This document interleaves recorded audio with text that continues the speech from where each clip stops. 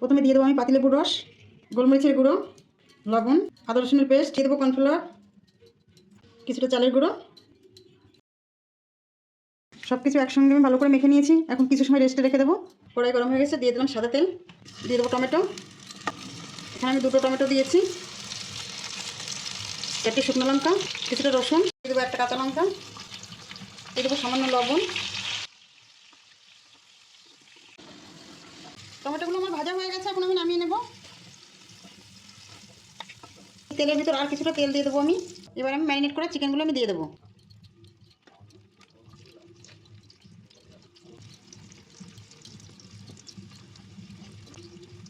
এগুলো উল্টে পাল্টে ভেজে নেব।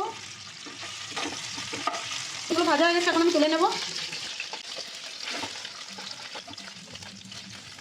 টমেটো, রসুন আর পেঁয়াজটা ভেজেছিলাম, সেটা আমি গ্রেট করে নিয়েছি, এখন দিয়ে দেবো তেলের ভিতরে। মশলাটা আমি ভেজে নিয়েছি, টমেটো সস, সয়া সস, দিয়ে দেবো চিকেন,